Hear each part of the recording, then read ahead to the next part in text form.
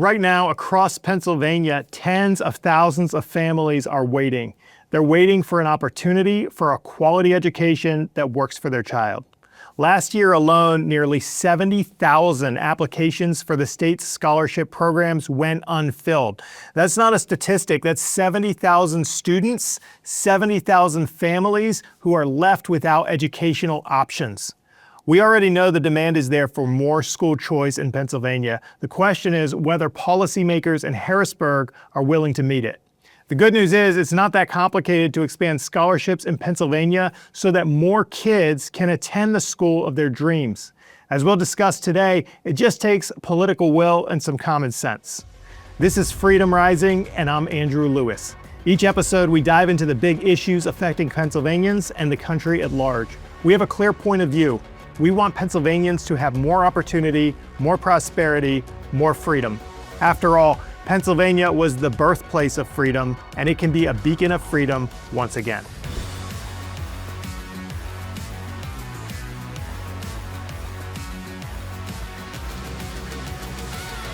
Joining us live in the studio today is Representative Martina White, who represents the Philadelphia area. Martina first came to the State House in 2015. She won a special election. She's been a passionate advocate since then for school choice. Martina, thanks so much for being in the studio with us today. Andrew. We are here in the studio in Harrisburg for our audience. Typically we have guests joining us online, but you're actually here. So thank you. Thanks for being here. Happy to be here. Awesome. So we're going to talk about the EITC, OSTC programs, and I just want to talk a little bit about school choice in general. So from your perspective, you've been a leading figure in the State House for years, fighting for educational opportunities for kids.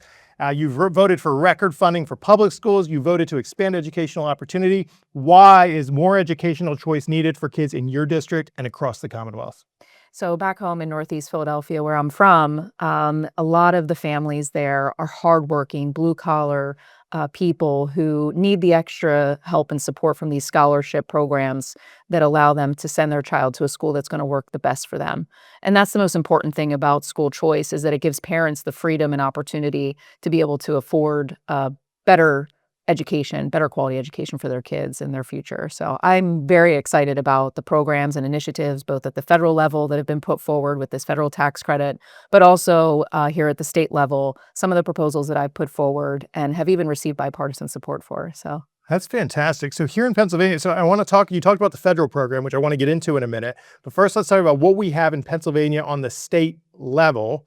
Often the kids that have these scholarships, they're attending a very low performing school. Their family's looking for a way to choose a better school. So my question is, what are the benefits of having these programs, not just for families, but for the entire state?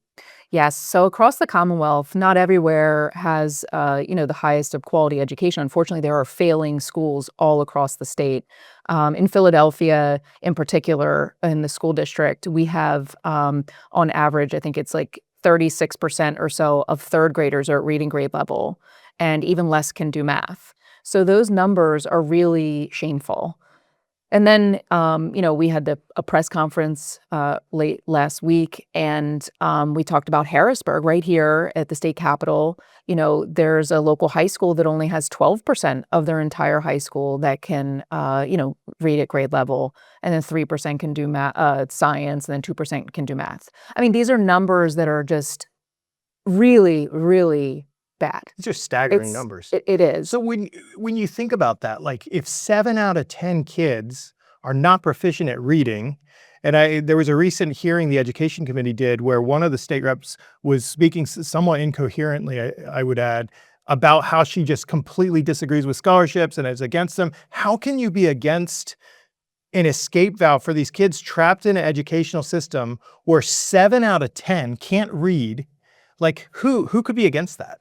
Yeah, I find it really upsetting. I actually attended that hearing briefly, and I did watch live on the computer just before I did go down because I was very frustrated at the fact of what was being said in that room by my Democrat colleagues, one of which said that she is completely opposed to the EITC program and wish that it basically didn't exist. That's amazing. There's 100,000 kids in Pennsylvania who depend on this to have any type of a shot at an education. Exactly. Unbelievable. And to assume that a one-size-fits-all at this point is a poorly run government system is a best fit for every single student across the board is really just wrong. Yep. Every child learns differently, and we need to be more accepting and have more flexibility in the dollars that we're providing for these families to be able to get their child a quality education. That's a great point, that we want those funds to follow the students to where it's going to work best for them. It could be public Exactly. school, might be private school, might be homeschool. I was homeschooled. We don't know, but it needs to follow those students.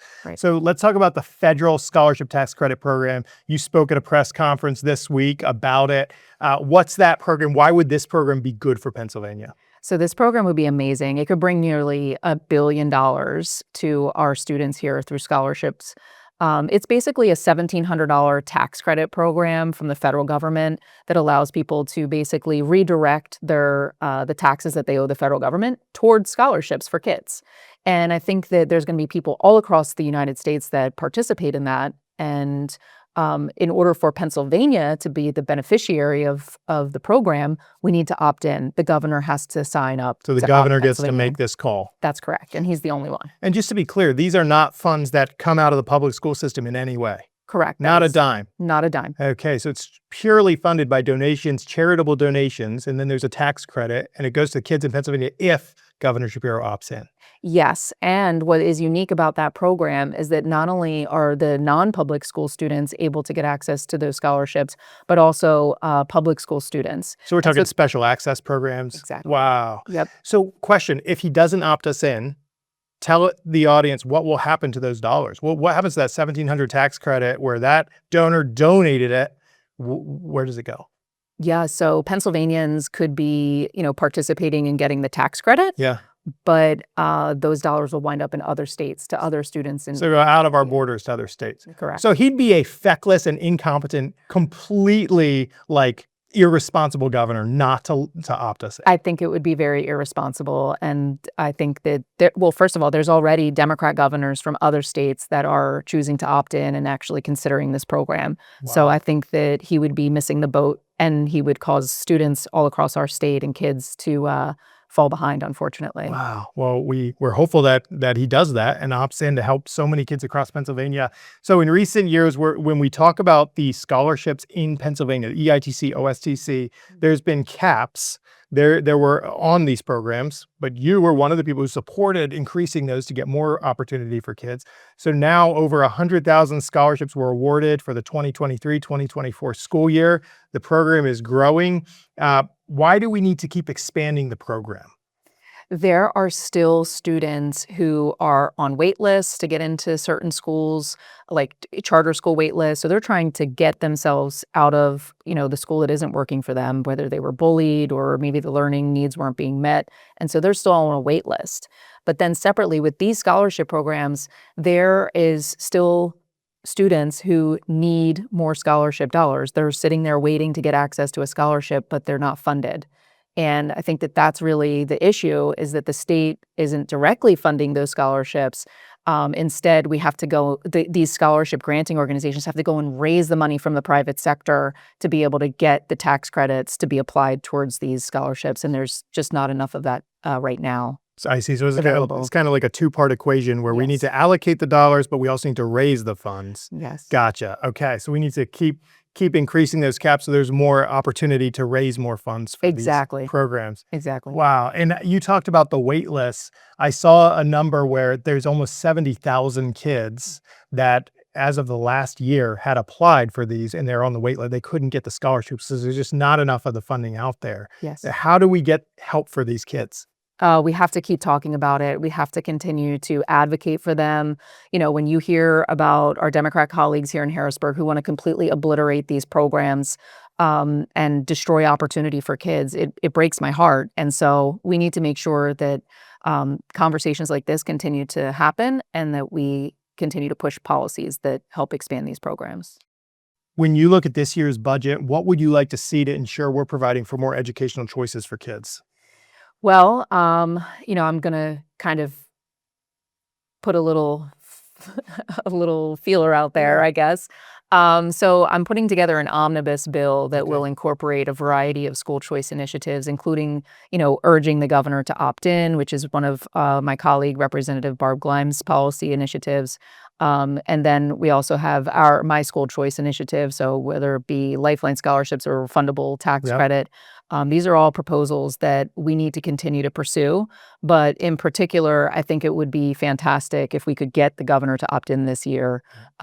Because a lot of the scholarship granting organizations, they need time to plan and to be able to implement those types of, policies and expansion of the scholarships. That's a great point. So he's got till the end of the year. Program kicks in January. Yeah. He's kind of been kicking this can as far down the road as he can, saying he's waiting for federal guidance. But you make a great point that the SGOs, the scholarship organizations, need time. They need time to actually understand what's happening. That's a great point. They do. They really do. And I think that the governor, like I said earlier, but he's definitely going to be missing the opportunity to help a lot of students.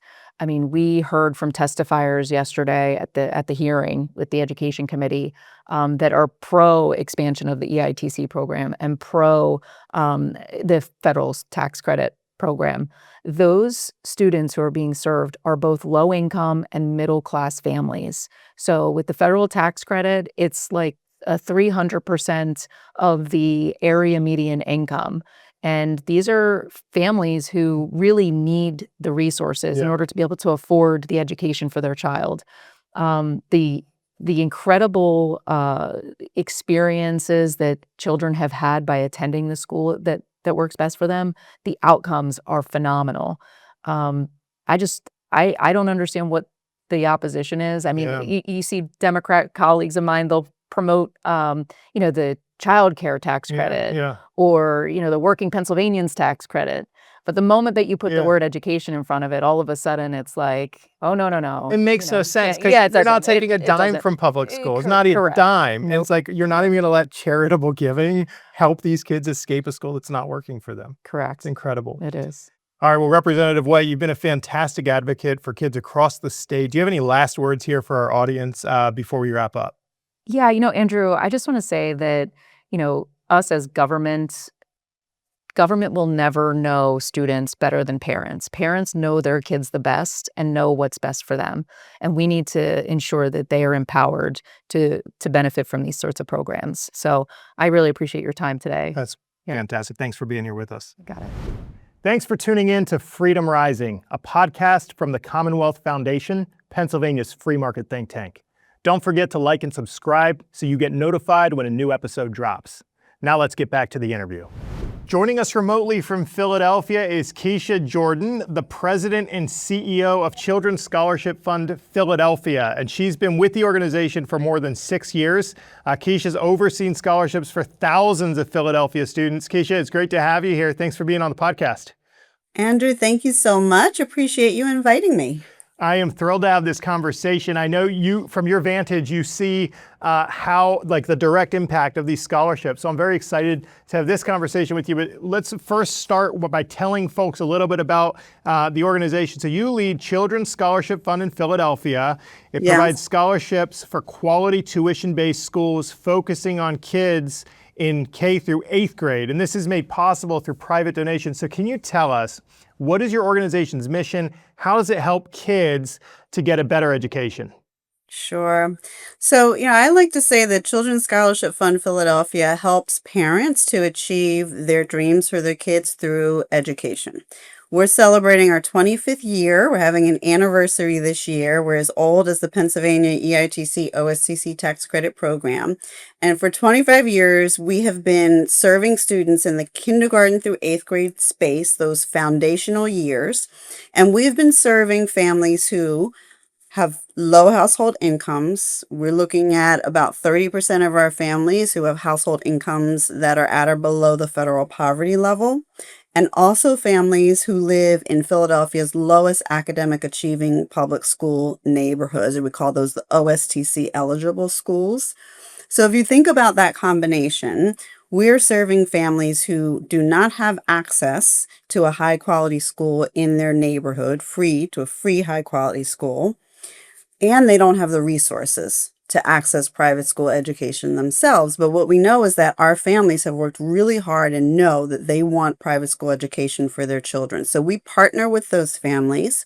We give them a scholarship for up to 3 kids in their family to attend the private school that they choose. So families don't have to just go to one particular school. They can take our scholarship and they can use it at any one of 150 different schools throughout the region.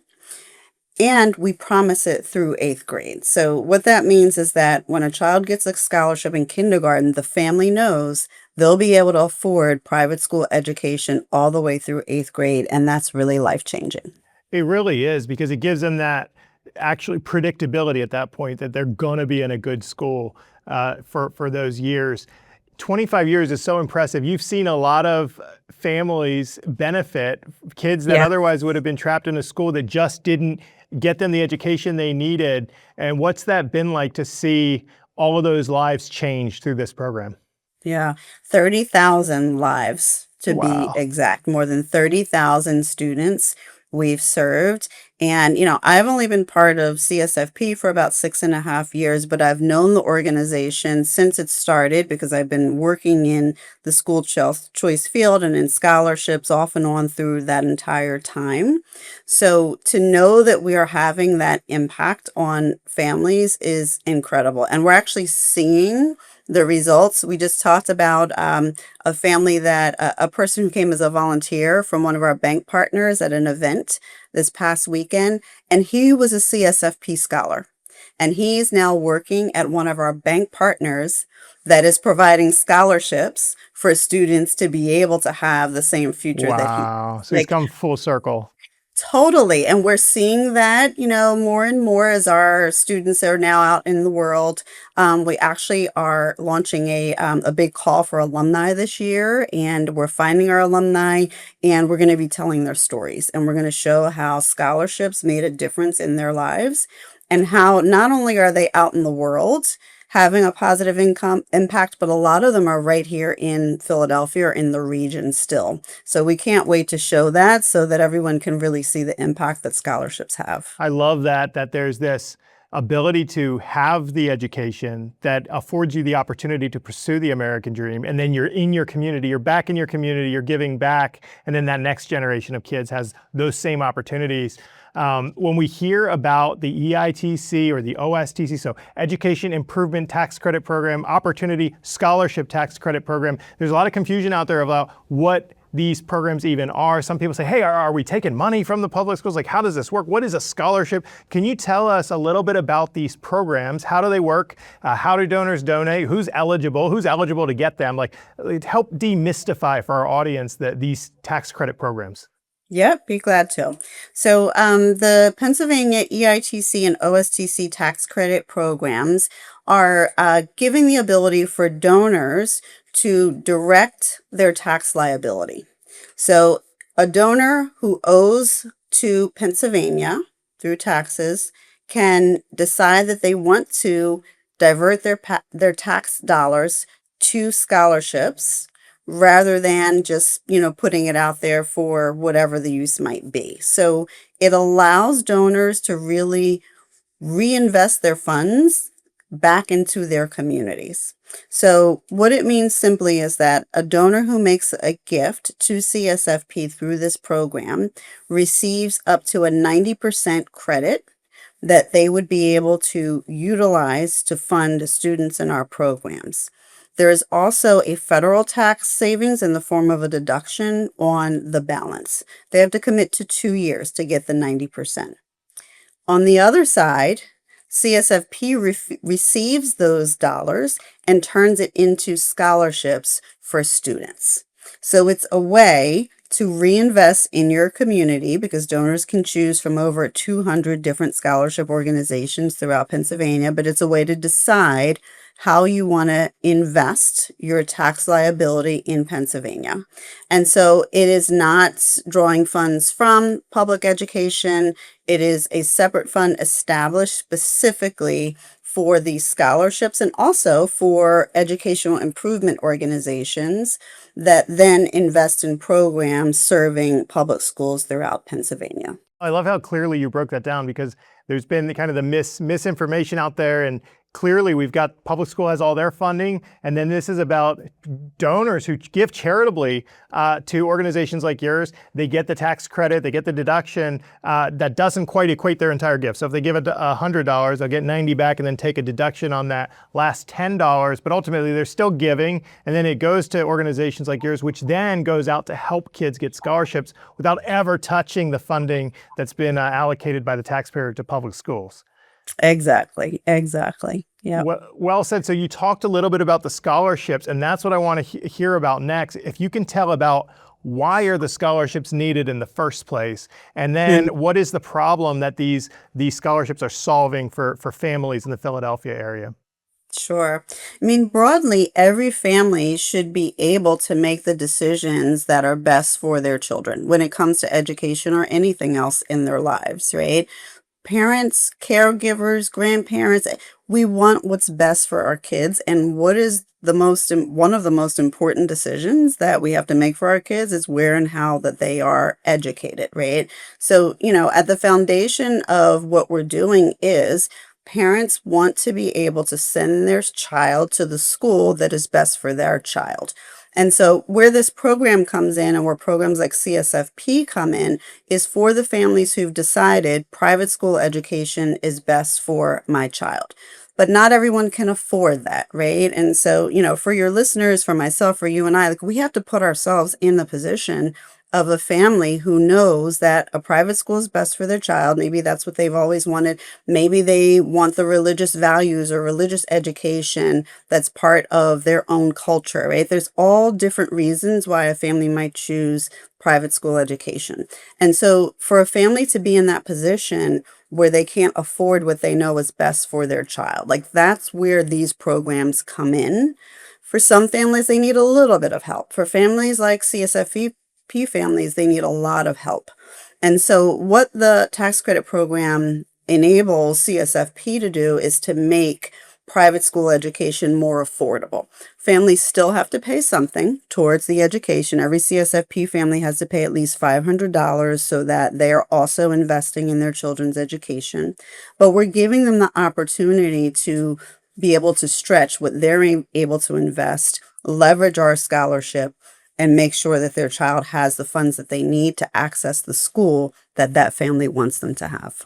It's incredible to hear some of these stories of these kids who start out, let's say they're kind of stuck in a school that's not working for whatever reason, whether it's bullying or the academics or whatever it is, and they're kind of staring at a very bleak future. And then they get the scholarship, they get into a school that works for them, and now they get a second lease on life. The stories you hear are just incredible about these kids who have a transformed future because they had access to these scholarships. Absolutely. And they work, Andrew.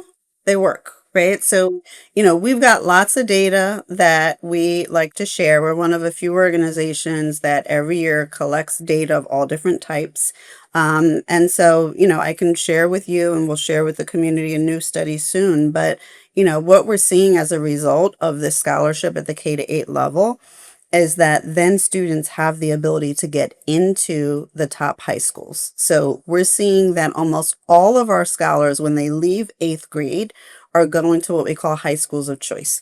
They're getting into the magnet schools, in Philadelphia, which are the, academic, rigorous schools that require testing and all kinds of things in the background. Our students are getting into those. They're getting into the private schools, which is what most of our children choose for high school. And they're going to amazing schools, be it in the Catholic school system, be it in schools that have trade training in that are connected to a private school or Catholic school, schools that give them internships like Cristo Rey, right? So our students are able to access the high schools that they dream of because they have this quality foundation. And what we're finding is that because our students are so prepared, they're also getting the financial aid to enable them to go to those schools. We're seeing that. I mean, I could go on and on. So you stop me, but we're No, seeing keep like going. graduation rates from high school. We're seeing high college matriculation for our students, and they're going to colleges that are right here. Our top colleges for CSFP students are Drexel, Temple, CCP, and Penn State. So they're staying in the area, being educated here.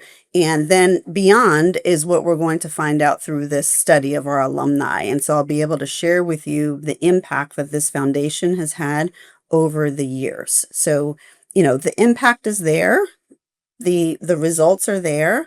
And for a family, again, going back to who our families are, a family would otherwise have to attend a low academic achieving school to be able to see their children achieve all those results I just mentioned. It's so important, and it's making a real difference right here in the Commonwealth and in the city of Philadelphia. Wow, it's clear that it really is. And the tragic part is for the kids that can't get those opportunities, they still have the potential. They still have all that potential that's untapped and oftentimes is never realized because they never had that opportunity. But the moment you get them a scholarship, get them into a school that works for them, suddenly that potential is actually realized and they can actually go out there and pursue their potential, pursue their purpose, and achieve amazing things. And we're seeing that with many, many of the scholarship recipients that you've worked with. I want to ask you about the administration of these scholarships and kind of how you select who gets them, because what's interesting here is if you look at the number of applications that were denied in the 2023 to 2024 school year, it was almost 70,000 total applicants who weren't able to get scholarships because there's just not enough funding. So even though the funding's been allocated, they weren't able to raise it from private donors. And so a lot of these scholarship applicants weren't able to get out of the schools that they're stuck in, and they weren't able to get scholarships. So talk to us a little bit about the administration of the program. How does it happen at the nuts and bolts level, and how do you determine who gets a scholarship? Yeah. So, we have a lot of demand for scholarships here in Philadelphia. There are a number of us scholarship organizations, and, we all get overwhelmed with more applications than scholarships that we can give out because, there's always a need for more funding. Expenses increase for schools, public or private. And so schools need to be able to meet that need. And they are also needing to raise tuition for all of their expenses. And so there's a limit to how much each of us can give out. And unfortunately, there are always more students. And so I hope we'll talk about too, like, how do we get more into these programs that are helping students? But so for a student who lives in Philadelphia, will be in grade kindergarten through 8 for the next school year, and meets our income guidelines. So again, we're targeting families who need the help the most.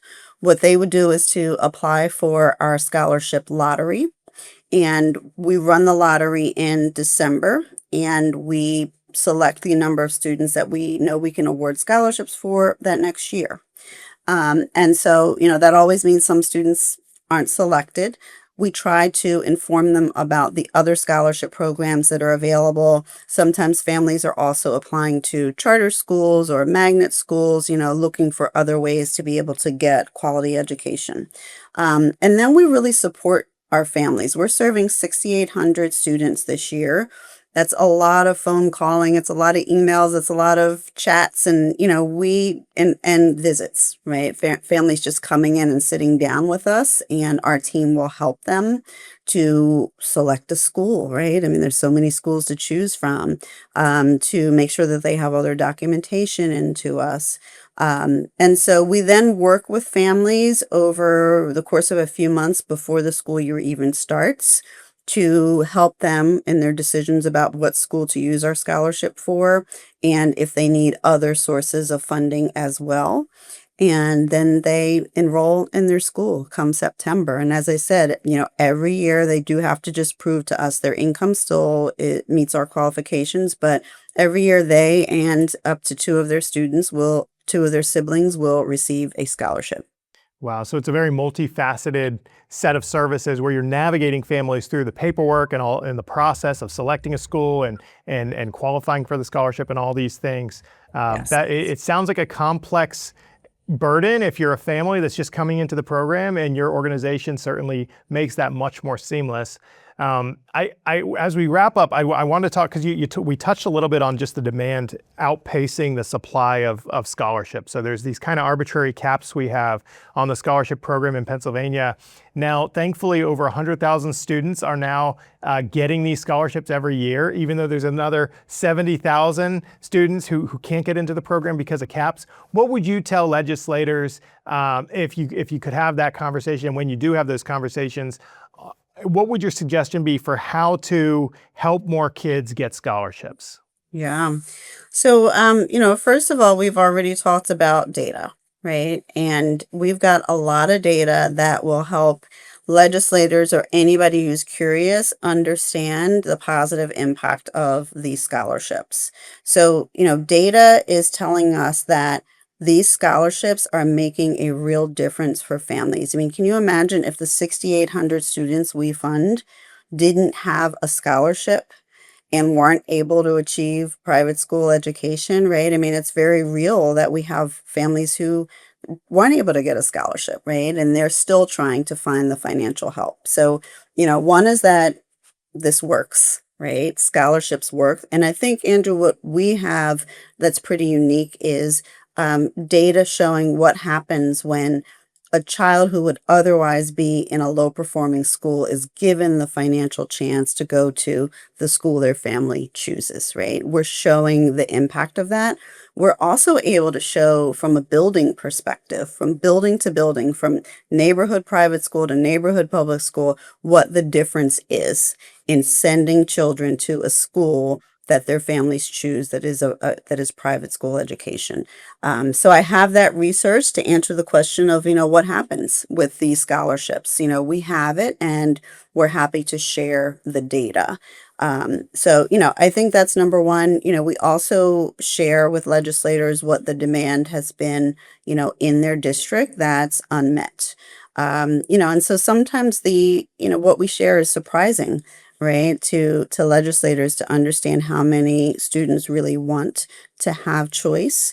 And we share with them information like what are the private schools receiving CSFP scholarships in your district and how much funding is going into your district. And, so all of that is really important too. 100%, we're always trying to share family stories and get families in front of legislators as much as possible because there's nothing like hearing from a student or an adult now, like the gentleman I mentioned who I met, last weekend, who has benefited from school choice and that their life has been changed by it. So, we'll be joining other organizations in Harrisburg next month to be able to demonstrate that impact. Um, I think those are the things to share. The demand that still exists for the program, the outcomes and the data that's showing that school choice does work and these scholarships work, and then letting them actually see and hear from the families who are served by these programs. Keisha, one of the big topics in Pennsylvania this year is whether or not Governor Shapiro will opt into the federal scholarship tax credit program, which really will create another 100,000 of these scholarships when you look at how much money will come into Pennsylvania as a result of the federal scholarship tax credit program. And all that's needed is for the governor to opt in. Talk to us about what this would do for organizations like yours and what it would do for the kids that your organization serves. Yeah, we're very excited about the federal tax credit program, and it would give us the ability to raise more money for scholarships, right? So, yes, we have a wonderful tax credit program here in Pennsylvania, but, as you mentioned, it's just not enough. There's still a wait list statewide. There's still a wait list for CSFP. And so the more dollars that we can bring in, the more scholarships that we can award. So this federal tax credit would give donors the ability to receive a federal credit, a 100% credit for up to $1,700. We then would turn that funding around into scholarships for students. So, it's a big deal. It's potentially a big deal in Pennsylvania and all over the country because some states don't even have a tax credit program like ours. And there are Children's Scholarship Fund affiliates all across the country that would really benefit from that because they're raising private dollars without the benefit of any kind of a state program. So, we've been sharing information as much as we can about the impact of scholarships and what happens when more dollars are placed into the hands of families to be able to deploy it to private school for education. And this program would allow us to expand our reach and allow us to raise more money that would then go to students. Yeah, it's such a game changer, and it's important for the audience to understand with both of these scholarship programs, tax credit scholarship programs, not a dime comes from the public schools. Not, every dollar is charitably donated and is then directed to scholarships to help kids escape schools that aren't working for them. And so with the federal program specifically, what's unique about this is the tax credit already exists. So whether or not the governor opts in, the taxpayers in Pennsylvania can still claim the credit. But if we're not opted Yes, in, those dollars will just go to another state. They'll go to a I scholarship organization in agree. another state. But if he opts in, that money will come to students here in places like Philadelphia and across Pennsylvania. Yes, that would be terrible. Yeah, we can't let it Let's happen. just be real. Like, we can't have that happen, right? We have to let those dollars benefit the students in Pennsylvania. Pennsylvania taxpayers should be able to support scholarships in their communities. And that's what this program would do. And I should mention, not just tuition scholarships, but also scholarships for things like out of school time programs, special education programs, tutoring, technology. So, this is a program that everyone should be able to get behind. And, we join lots of other scholarship organizations in asking the governor to really consider this closely so that we can bring this program to Pennsylvania. So well said. Keisha, if somebody wanted to learn more about Children's Scholarship Fund Philadelphia or wanted to donate to help with scholarships, where would they go? Yep, our website is the best place, and that's csfphiladelphia.org. Outstanding. Well, thank you so much for being on the podcast today, and look forward to staying in touch as we work together to create more scholarships for these kids across Pennsylvania. Thank you so much for having me, Andrew. Tens of thousands of Pennsylvania kids will have a better life if Pennsylvania opts into the new federal scholarship tax credit. It's a no-brainer. That's why we are calling on Governor Shapiro to do the right thing. If he fails to act, we don't just stand still, Pennsylvania falls behind. Every delay means fewer opportunities for students, because at the end of the day, this is not about programs or politics, it's about kids. We'll be back soon with another episode. Until then, this has been Freedom Rising, and I'm Andrew Lewis. Thanks for watching.